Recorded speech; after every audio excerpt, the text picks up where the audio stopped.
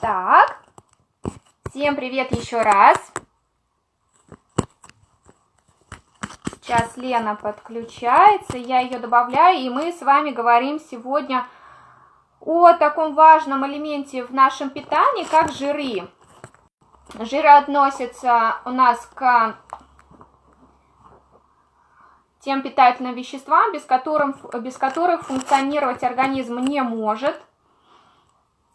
И несмотря на то, что вокруг, да, много говорят, что вот, жиры вредно, у жиров есть своя функция, которую они выполняют. И жиры это, нельзя сказать, что это вред или польза. Это всегда баланс. В принципе, во всем, да, нужно соблюдать баланс.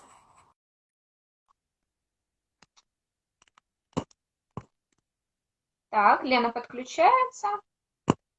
Ага, отлично, я немножко переместилась. Вот, поэтому мы сегодня говорим про жиры в нашем рационе, жиры в нашем организме, зачем они нужны, почему без них нельзя, да? Вот, ну и, конечно же, про омегу-3 говорим, потому что как жиры, они, омега-3, омега-6 несут очень такую важную функцию для нашего здоровья. Ну, Лен, начнем, наверное, вообще, да, если позволишь, начну, в принципе, с жиров. Что они делают? Все знают, что жиры несут очень хорошую энергетическую функцию, и они нам нужны для того, чтобы энергия у нас была, для того, чтобы мы с вами не замерзли, для того, чтобы у нас было много сил, для того, чтобы хорошо работал наш мозг, они нам дают питание. Что? Не замерзли, сейчас не актуально, все дома сидят. Не, ну, в принципе, вот взять меня, например, да, и толстого человека, я в мороз прям вот мерзну, прям практически сразу. Вот. И вторая функция тоже очень важная, они несут такую пластическую функцию, и только 3 килограмма в нашем организме содержится пластического жира, да, тот вот самый необходимый, минимальный, скажем так, да. Вот. Благодаря жирам у нас происходит с вами усвоение жирорастворимых витаминов, да, без этого никак. И жиры также улучшают у нас вкусовые свойства пищи. То есть если есть совсем пресную пищу, то просто будет невкусно, ну, скажем так, невкусно жить, неинтересно есть. Еда теряет свой вкус и желание, да, вот это вот, мы не получаем удовольствия от еды. Также жиры способствуют чувству сытости. Вот, поэтому жирной пищей насытиться гораздо проще, именно поэтому люди, когда приходят с работы вечером, они хотят чего-нибудь такого жирненького, вкусненького. Но здесь вот есть велик шанс переборщить, потому что именно вечером у нас замедленная скорость обменных веществ, и, конечно же, жиры вечером лучше в своем рационе убавлять, да, то есть количество жиров мы все-таки основную норму смещаем на первую половину дня. Вот. Что еще хотела я сказать? Это очень важно понимать, потому что многие люди не успевают нормально покушать в течение дня, и у них, в принципе, основной прием пищи приходится на вечер, да, и поскольку голодные, хочется там макаронки на маслице, мяско такого, да, как бы обжарить там и так далее. И именно вечером как раз человек съедает нормы жиров и углеводов. Да, картошечка, селедочка, и это как бы для многих людей это норма. И когда им говорят, что картошку с селедкой надо есть утром, ну или днем хотя бы, да, для них это странно. Да. Вот. А что касается, вот, есть такое понятие, да, ты говоришь хорошие жиры, плохие жиры, все жиры нам нужны. И, например, тот самый холестерин, про который все говорят, что это вредно, это не вредно, и он должен у нас быть в организме, мы его получаем очень хорошо и в достаточном количестве с едой, и также организм сам его вырабатывает.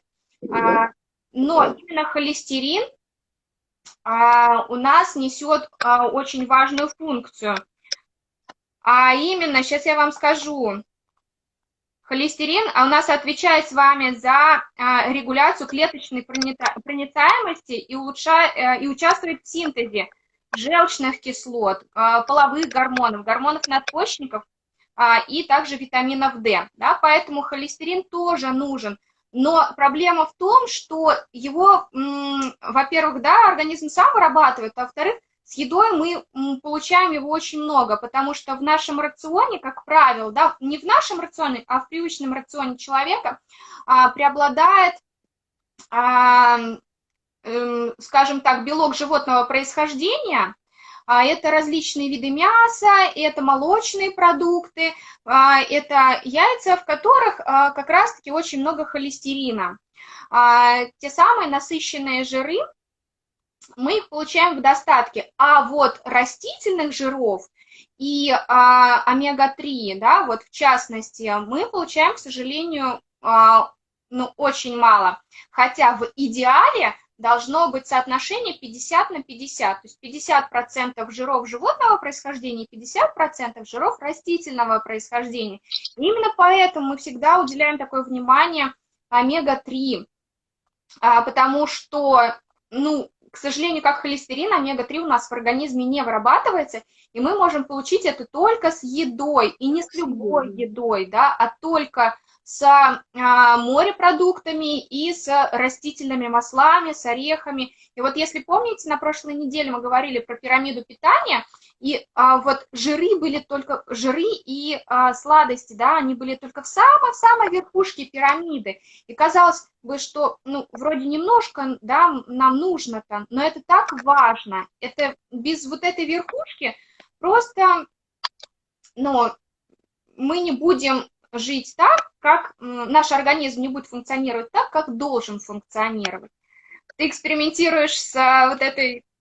Да, никак свет не налажу, решила, что без нее лучше. Да, я его забыла зарядить, поэтому не стала вставать. Вот. Поэтому, если говорить об омега-3 и омега-6, то я уже сказала, что мы можем получить это из морепродуктов и из растительных масел. А вот что они делают, вот это вот очень интересно. Но даже, наверное, не что они делают, а что будет происходить с человеком, если будет дефицит в организме омега-3 и омега-6. А будет происходить следующее. Человек с дефицитом омега-3 имеет, скажем так, риск заболеваний, атеросклероза, ожирения, ишемической болезни сердца, сахарного диабета. То есть дефицит омега-3 приводит вот к этим болезням. А никто, наверное, я думаю, да, все со мной согласятся, никто не хочет провести свою старость скажем так, в дружбе с этими, не в дружбе, как сказать-то, компания с этими болезнями, да. Все хотят жить долго, счастливо, наслаждаться этой жизнью. Омега-3 тоже влияет, например, на содержание холестерина в крови. Это тоже может также приводить к атеросклерозу.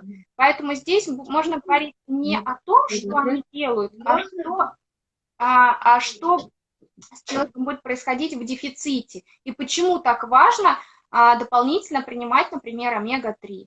Потому что мы не каждый день едим рыбу или морепродукты. Если у нас, например, в рационе масло растительное, то, как правило, это рафинированное подсолнечное масло, на котором мы что-то готовим, да, то есть редко, когда мы используем нерафинированное масло там, или оливковое масло, чтобы добавить в салат. И самое, наверное, Лена, я когда сказала, я подумала, так, сейчас Лена скажет. У меня кунжутное, оливковое как раз экстра вирджин, видите, первый вирджин. Самый, наверное, такой идеальный вариант, так как в растительных маслах содержится разное процентное содержание омега-3 и омега-6, то есть в каких-то маслах больше омега-3, в каких-то маслах больше омега-6. Лучше всего использовать 2-3 вида масел нерафинированных, тогда вы будете получать комплекс. И плюс, Очень да, хороший вариант для вообще заправки салата. беспроигрышный. Самый шикарный. Самый шикарный вариант, на мой взгляд. Самый шикарный вариант, потому что омега-3 является также частью, не просто выполняет какую-то функцию, а омега-3 является частью клеточных мембран. Если говорить, возвращаясь опять же к этой теме иммунитета, да, это, ну вот, жизненная необходимость. Наши клетки становятся пластичными, эластичными, прочными, если в организме достаточно омега-3.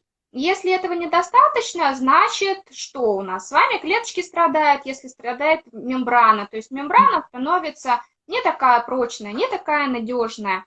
И вот еще очень интересный факт, то, что омега-3, омега-6 обеспечивают, я себе записала, это действительно очень важно, я бы даже рекомендовала, наверное, каждому это записать. Вот, да, возвращаясь опять же к теме иммунитета, они обеспечивают нормальное развитие и адаптацию организма к неблагоприятным условиям окружающей среды. То есть, если мы употребляем достаточно омега-3 и омега-6, то наш организм будет легко адаптироваться под различные неблагоприятные условия среды. Если нет, то организм больше подвержен стрессам, организм больше подвержен различным там, да, неблагоприятным там, вирусам, экологии и так далее. Да? То есть организм не такой устойчивый к этим условиям. Вот, поэтому если, да, вот говорить об омега-3. И еще очень интересный факт, я сразу его вспомнила. В институте США, не помню каком, проводился эксперимент со студентами. Я рассказывала уже, но я повторюсь, потому что, на мой взгляд, это на данный момент очень такой важный момент, очень важно. Проводился такое исследование, когда взяли две группы студентов в период сессии. Одна группа принимала омега-3, другая группа не принимала омега-3. И в период сессии та группа, которая принимала омега-3, у них уровень стресса снизился на 30%. Мы с вами не студенты, но каждый из нас испытывает каждый день различные стрессы. Абсолютно каждый из нас. И маленький ребенок, и взрослый человек, и пожилой тем более. И если в рационе есть омега-3, нашему мозгу гораздо легче выстраивать нейронные связи и преодолевать вот эти стрессовые ситуации. Далее. Я буквально сегодня, сейчас почти каждый день идут эфиры разных лидеров топовых с Ольгой Николаевной Григорьян, да, с специалистом из НИИ питания РАМ. И она буквально сегодня в эфире с Васильевым рассказывала, то есть как раз он задал вопрос про омегу-3, про то, что многие мамочки, у кого детки, там спрашивают, с какого возраста принимать и чем вообще она хороша, как бы, да, для детей. И она рассказывала, что именно омега-3 позволяет вот этим связям в нашем мозгу, да, быстрее формироваться, быстрее выстраиваться. То есть если ребенок получает с самого раннего возраста омегу-3 в своем рационе, дополнительно к питанию, да, то у него правильно и быстро формируются связи мозга, и ему легче адаптироваться, легче усваивать информацию. Эта информация проходит быстрее, то есть ребенок начинает лучше учиться, он становится спокойнее, да, он как бы лишняя вот эта какая-то эмоциональность, агрессия, там, излишняя гиперактивность уходит и так далее. И для меня в свое время было открытием, когда я узнала, что у детей омега-3 влияет на закладку коренных зубов. Я даже спрашивала, задавала вопрос своему консультанту по грудному вскармливанию, у нее 3 детей уже своих, да, как бы, ну, поскольку они обычно пропагандируют, что грудное молоко – это лучшее питание для ребенка, и нужно по максимуму стараться сохранить этот процесс, если это возможно, да, если у женщины нет каких-то противопоказаний медицинских. И я спросила, насколько она считает оправданным или неоправданным такую добавку, если ребенок, например, находится долго на грудном вскармливании, там больше года и так далее. Она мне подтвердила, что да, нужно принимать омегу-3. Она говорит, я первому ребенку не давала омегу-3. И говорит, у нас как бы всю его жизнь очень большие проблемы с зубами. Мы, говорит, к стоматологу ходим постоянно, они там крошатся, и залечивать приходится и так далее. И уже со вторым ребенком, да, она уже как бы исправляла эту ситуацию. То есть она сказала, что да, я считаю, что это очень хорошая добавка пищи, правильная, да, именно вот по этому фактору тоже, что омега влияет на формирование коренных зубов. Но А абсолютно это процесс не однодневный, да, это как бы закладка да, идет. да. Но абсолютно каждый специалист скажет в пользу омега-3, что да, и кардиологи, и педиатры, и да. И мы были, когда еще у нас был бронхит, мы были у специалиста по легким, забыл, как Да, называется на «С». пульмонолог. А? Пульмонолог, да, точно, Да, на да, «С» да. говорили, пульмонолог. И один из первых вопросов, который она мне задала, вернее, не вопрос, а советов, она сказала, ну, там, делать упражнения и так далее, она говорит, вам бы хорошо попить омегу-3. Да, Я да. говорю, мы пьем, мы принимаем, потому что она говорит, это очень важно для дыхания, да, Мгм. именно для дыхательных процессов. Ну и, в принципе, скажем так, благотворное влияние омега-3 на организм, оно просто бесценно, потому что омега-3, помимо того, что снижает, например, уровень стресса, влияет на развитие костной ткани, да, зубов и входит в структуру клеточных мембран, омега-3 снижает все воспалительные процессы, не снижает, а просто блокирует воспалительные процессы в организме. Вот, поэтому здесь важно говорить о профилактике нашего здоровья, да, то есть важно не разово, например, пропить, так вот я сейчас там на период сессии пропью, или там вот я ребенку сейчас подаю, вот, чтобы у него зубки сформировались. Это важно, чтобы было в рационе всегда, то есть нельзя, например, сегодня клеточки покормить, а завтра там посадить на жесткую диету. Это неправильно. Важно именно соблюдать вот этот вот баланс в питании абсолютно всегда. Не может быть там здоровых детей у людей, которые не заботятся ни о своем здоровье, там, ни о здоровье ребенка. Я не говорю, что там такие люди, они безответственно подходят к воспитанию детей, да, но нужно просто осознанно к этому подходить, потому что все дети, они, как правило, ведь смотрят на своих родителей, на их пищевые привычки. Если, например, у меня ребенок не ест практически там, да, белый хлеб, но максимум он попросит сухарики там приготовить. Да, у меня, кстати, таскает. У меня говорит, мама, можно я вот съем? Ему очень нравится капсулы разгрызать именно. Это омега-3. Жидкая омега-3, это, ему как, да, это нужно, а вот это вот ему в удовольствие. Вот. Мысль я сейчас хочу договорить. Забыла. Про Осознанно. то, что это необходимо каждый день. Да, это необходимо каждый день, поэтому здесь важно просто перестраивать свой ежедневный рацион и просто думать о том, а что я сейчас кладу себе в тарелку. Вот я говорю о том, что у меня Егор, например, вообще белый хлеб, например, не ест. Максимум сухарики, потому что мы, ну, не покупаем никакие вот эти, да, он просит, мама, приготовь сухарики. Вот, соответственно, я могу там из белого хлеба приготовить. И поэтому от пищевых привычек взрослого зависят пищевые привычки ребенка. И если он видит, например, да, что мы каждый день пьем витамины, что мы пьем воду, что мы едим правильную еду, ту, которая нужна именно нашему организму, не для того, У чтобы нас вот удовлетворить рецепторы вкусовые. все время стоит мой стакан, у меня тут на батарее на кухне такая решеточка сверху. Вот стоит мой стакан, да, чтобы у Да, меня водичка была теплая, комфортная, и рядом стоит Илюшина чашка. да. Он всегда захотел, подошел, взял себе воды, попил. Аналогично и у меня, да, то есть это не сразу происходит, но постепенно, да, меняются пищевые привычки.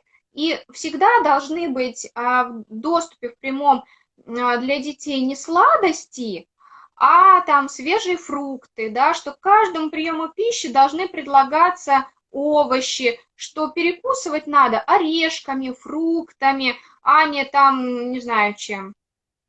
Не чипсами. Не Мы чипсы. не знаем, чем, потому что мы это не едим просто уже, Тань, поэтому Нет, нам я могу сложно. У признаться, меня, что я в у охоте меня очень... могу поточить, но это У меня нет. когда есть Я уже система, нет. ну вот это вот, Я ну, могу сладкое подточить, чипсы нет. Но знаешь, шоколад в люблю, компании, горький когда очень. ты приходишь куда-нибудь в компанию, например, там, ну, не знаю, на природу выезжаешь, ну, я не остаюсь в стороне там белой вороны и не говорю там, ой, вы знаете, я это не ем. Я ем, но когда есть система налаженное питание, когда это не ежедневное, то это вред мне нанесет. Это не Наносит страшно, да. вред, когда вот это становится системой, когда ваш ребенок видит, что а это нормально, там, каждый день заходить в магазин и брать себе помимо там, да, чего-нибудь, там, еще пачку чипсов, например. Вот тогда это становится ненормальным, тогда это становится вредным. Вот, Да, очень, очень, кстати, важно, когда ты ребенка берешь в магазин, он видит корзину, которую ты складываешь, да, то есть какие да, продукты у тебя попадают в продуктовую корзину. У нас тоже хлеб исчез из рациона, по крайней мере, на время мне ребенок сказал, не покупай, не люблю белый хлеб, он мне сказал на днях. Но мы очень любим перекусывать именно цельнозерновыми хлебцами с да. сыром. То О, есть я ему боже делаю мой, вот бутербродики, он прям я, ест их просто в огромных количествах. я сегодня уже ограничила, говорю, Егор, говорю, нельзя целый день есть бутерброды с сыром. Сыр просто Я хочу, будет. А я можно я хочу, да, договорю? Про чипсы, можно я договорю? Тем более Лена зависла. Я договорю, что вот в частности чипсы, они относятся к скрытым жирам, потому что там в составе? Там крахмал, ну если это там натуральный картофель, да, то там тоже крахмал и жиры. И не просто жиры, а, как правило, это уже трансжиры, которые уже там, да, переработанные и несут только вред, они формируют холестериновые бляшки у нас и так далее. То есть это вот только запугивать людей, угрожать чипсами можно, что я посажу тебя на чипсовую диету. А это самое плохое сочетание, когда вы съедаете а, углеводы, углеводы плюс жиры. И в частности, вот эти покупные печенья, которые состоят из маргарина и муки высшего сорта, это чипсы, это вот, ну вот все, что вот промышленного производства, это самый вообще такой вариант, который вы должны исключить просто из своего рациона, потому что мы не замечаем, сколько мы съедаем. Мы съедаем булочку, и нам кажется, ну мы же съели булочку, а мы не думаем, сколько в этой булочке жиров. Мы не чувствуем их. Это те самые скрытые жиры, которые мы съедаем плюсом к необходимой норме, потому что мы их не считаем. Мы посчитаем ложку масла, которую мы добавили в салат. Мы посчитаем там 10 грамм сливочного масла, которое мы положим на бутерброд, но мы не посчитаем все, что мы съедим помимо этого вместе с булками, с конфетами покупными, вместе с чипсами, вместе с арахисом соленым и так далее. Да? То есть, а это все как раз-таки и несет тот большой, большой жирный плюс к жирам. Вот, Лена, извини, пожалуйста, хотела сказать. Ага. да, я хотела добавить просто, знаете, на меня очень сильно повлияло, вот, когда я задумывалась о необходимости вообще приема омеги-3 и так далее, да, когда мне сначала, у нас, помнишь, была такая программа «Здоровье нации», да, и мы приглашали специалистов Да. разных выступать в офисе, рассказывать. И я на одной из таких встреч приглашала профессора из нашего медуниверситета Рязанского. Она Мгм. генетик, она микробиолог, она рассказывала нам, как устроена клетка, какую роль омега-3 играет, да, в этом деле. И я после этого... Куда ты делась? Ждем. Ждем Лену, она нам расскажет про устройство клетки, про генетику. Ага, ты Вот, зависала. Танюш, да, я зависала, у меня звонок идет. Закрываем каталог, принимаем звонки с заказами.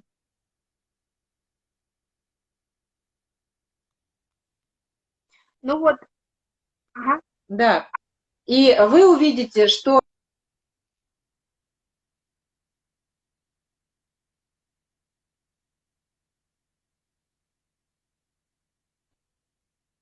Лен, Ты пропадала, прям вообще пропадала. У меня идет звонок 4-й раз.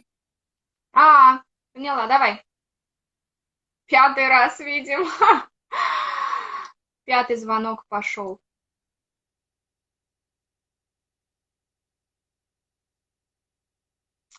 Эх.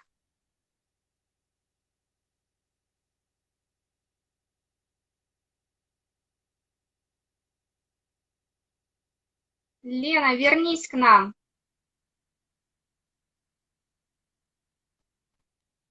Лен. Да. Ага, давай. Про генетика, про устройство клетки. Да, я помню. Вот если вы просто загуглите на YouTube, как устроена клетка, да, то мембрана клетки, она состоит из таких маленьких частей, как бы, да, вот деталек. Они между собой, ну, как бы плотно, они просто не соединены никак. И они вот плавают, двигаются. Вот эти детальки, это, собственно, омега-3 по большому счету. И в поверхности этой клетки встроены белки транспортные, по которым внутрь клетки через мембрану попадают питательные вещества, то есть витамины, минералы, да, вот то, чем мы кормим. Да. Да? Да. Где у нас серая? Вот она, да, витамины, минералы. Это питание для клеток, да, то есть то, что клетка кушает. И по другим транспортным белкам из клетки наружу проникают продукты ее жизнедеятельности, то есть то, что клетка отработала, да. То есть она отработала, и она должна выпустить это в межклеточное пространство, чтобы из организма это вывелось. То есть чтобы токсины не накапливались внутри клетки. И вот если мембрана клетки, вот эта подвижная поверхность, да, вот эта часть работает не совсем корректно, что-то не так с ней, то транспортные белки либо не впускают внутрь клетки питания, либо не выводят из нее токсины. И в первом и во втором случае, особенно если они параллельно происходят, клетка начинает болеть. И когда болеет одна клетка, мы этого не замечаем, мы это не чувствуем. Но когда их несколько, мы это не чувствуем. Но когда это становится таким большим количеством клеток, что болит часть органа, вот тогда мы это ощущаем и идем к врачу. И врач что делает? Он начинает симптоматическое лечение, то есть он начинает снимать боль. Он не лечит причину, он устраняет последствия. Я говорю, что лечение происходит на уровне одного органа. И если, например, мы даже обратимся в поликлинику, да, нам, там, у меня вот это и вот это. Нас все равно будут лечить сначала от одного и только потом не комплексно, к сожалению. Танечка, извини, пожалуйста, я выйду из эфира на минутку, ладно, чтобы перезвонить, потому что там серьезный вопрос, и зайду потом опять, ладно? Договорились. Ты пока говори. А я предлагаю, в принципе, у нас время уже подходит. Все, ага. Если ты еще хотел что-то сказать, я хотел, ну давайте я в заключении тогда, да, я подытожу, ты подытожишь. Смотрите, есть продукты, которые оказывают несущественное влияние на нашу жизнь, да, есть продукты, которые оказывают существенное влияние на нашу жизнь.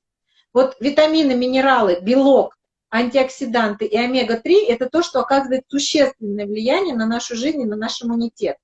И мы по логике должны получать это в достаточном количестве из пищи. Но если бы мы съедали, даже просто по количеству посчитали бы, столько пищи, сколько нужно, чтобы наши клетки обеспечить именно там, не крахмалом, да, не какими-то наполнителями, вкусовыми регуляторами, а именно вот этим питанием, то есть витаминами, минералами, антиоксидантами, да, то, что содержится в продуктах, но в маленьком количестве, мы бы с вами ели на 4-4,5 тысячи калорий каждый день, да, и выкатывались бы как колобки. Мы физически это не съедим, особенно в условиях нашей пониженной активности. Для того, чтобы мы могли нормально функционировать, чтобы у нас было должное количество энергии, для этого, собственно, и существуют добавки к пище, да, главное, чтобы они были натуральные, как Wellness by Oriflame, главное, чтобы они были высокого качества, главное, чтобы они прошли все ступени очистки, как это положено в компании Oriflame, 5-ступенчатая система очистки омега-3, и вы можете быть уверены в качестве этого продукта, он безопасен, да, для употребления. Он не содержит никаких примесей, которые бы накапливались в организме, их нужно было бы выводить, как это бывает очень часто в омеге, в аптечной, да, где есть какие-то добавки, есть какие-то концентраты, которые входят в состав, и именно поэтому ее пьют курсом, потому что там в печени за эти 2 месяца накопится куча всякой гадости, и организму нужно 2 месяца, чтобы почиститься от этого. В нашей омеге этого нет. Поэтому вы можете совершенно спокойно употреблять ее каждый день, давать ее своим детям, это безопасно. В всяком случае, я с этим продуктом живу уже порядка 12 лет, да, там 11 с чем-то, с 2009 года. И мой ребенок на этой продукции вырос, и Танина семья, да, я знаю, что Главнус употребляет. И обязательно у меня утро начинается с того, что я добавляю в свой рацион после завтрака, да, пакетик пека, и у меня есть еще отдельно омега-3, то есть я пью порядка 5-6 капсул в день. И сейчас я добавляю еще 1-2 капсулы астаксантина как антиоксиданта. Кстати, в следующем каталоге на него будет шикарная акция. Поэтому, ребята, если вам важно ваше здоровье, если вам важно здоровье вашей семьи, первое, о чем нужно думать, да, это о рационе питания, потому что питание на 80% влияет на здоровье, на ваше самочувствие, на самочувствие будущих поколений, да, и на вашу работу, ну, как бы энергоспособность в данный момент и в будущем. Это то, что нам нужно каждый день. И омега-3 – это правильные жиры, которые нам нужны. А мы очень много употребляем с вами продуктов, содержащих холестерин, при том, что 80% нужного нам холестерина организм вырабатывает сам. А мы из пищи туда добавляем то, что ему не нужно, да, то, что создает ему только проблемы. А вот омеги добавляем очень мало, потому что мы мало едим рыбы, да, как бы, ну, и в других продуктах омега тоже содержится отдельные, да, из этих кислот. Но, опять же, мы в таком количестве, в котором нам это необходимо, мы, к сожалению, не можем с вами употреблять эти продукты. Поэтому будьте здоровы, думайте об этом. Да. Заботьтесь о себе. Я думаю, это очень важно. Это очень важно. Мне остается только подтвердить, Лен, твои слова и сказать о том, что да, в условиях граничной активности важно наполнить свой рацион именно ценными веществами, не захламлять свой рацион и не нагружать свой организм, а дать ему возможность дать возможность себе провести это время с пользой для своего здоровья. То есть вынести для себя всю нужную информацию, сделать какую-то перестройку и серьезно просто отнестись к своему питанию и к тому, что мы кладем внутрь. Недаром же существует фраза, что мы то, что мы едим. От этого зависит качество нашей жизни. Поэтому я вам всем желаю качественной жизни, здоровья вам и вашим близким. Лен, спасибо тебе за этот эфир. Я сегодня получила вообще истинное удовольствие. Взаимно. Ребят, приходите к нам по четвергам в 17:30. Всегда рада вас видеть, всегда рада делиться тем, что мы знаем и умеем. Да, все. Всем хорошего вечера. Пока.